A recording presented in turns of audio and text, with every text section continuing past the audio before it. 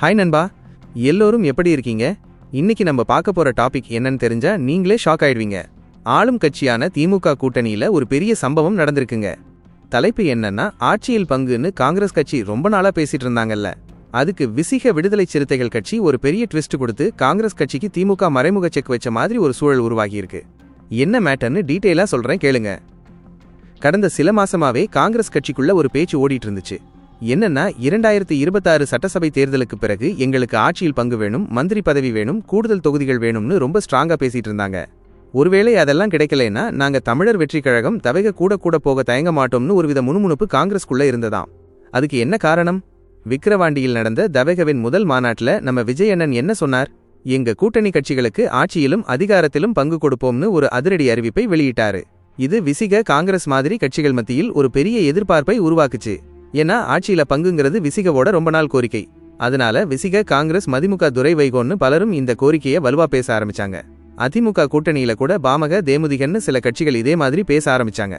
இதனால திமுகவுக்கும் அதிமுகவுக்கும் ஒரு புதுவித நெருக்கடி வந்துச்சுன்னு தான் சொல்லணும். இப்போதான் நம்ம ட்விஸ்டே ஆரம்பிக்குது. சட்டசபை தேர்தலுக்கு இன்னும் ஒரு 5 மாசம் இருக்கிற இந்த நேரத்துல விசிக எம்பி ரவிக்குமார் ஒரு அறிவிப்பை வெளியிட்டார். என்னன்னா, 2026 சட்டசபை தேர்தல்ல விசிக ஆட்சியில் பங்கு கேட்காதுன்னு சொன்னார். இது விசிக தொண்டர்களுக்கே ஷாக். அதுக்கப்புறம் நம்ம திருமாவளவன் அண்ணன் கிட்ட இந்த கேள்வியை கேட்டப்போ அவரும் அதையே கன்ஃபார்ம் பண்ணிட்டாரு. ஆட்சி அதிகாரத்துல பங்குங்கிறது இப்போதைக்கு எங்களோட கோரிக்கையா இருக்காது, அதை தேர்தல் நிபந்தனையா நாங்க வைக்க மாட்டோம். ஆனா அந்த கருத்தை நாங்க கைவிடலைன்னு ரொம்ப தெளிவா சொல்லிட்டாரு. இங்கதான் திமுகவோட மாஸ்டர் ஸ்ட்ரோக் ஒளிஞ்சிருக்குன்னு அரசியல் நோக்கர்கள் சொல்றாங்க.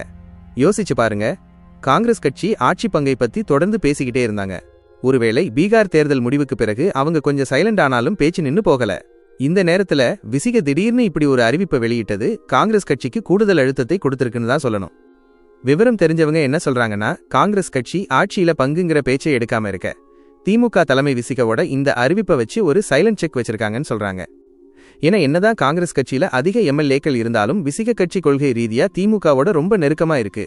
முக்கியமா பாஜகவுக்கு எதிராக திருமாவளவன் அண்ணனோட குரல் ரொம்ப ஸ்ட்ராங்கா இருக்கு. கடந்த 7 வருஷமா விசிகவோட வளர்ச்சி வேற லெவலுக்கு போயிருக்கு. இந்த சூழல்ல திருமாவளவனோட முழு நோக்கமே அதிக எம்எல்ஏக்களை ஜெயிக்க வைக்கிறது தான் போல.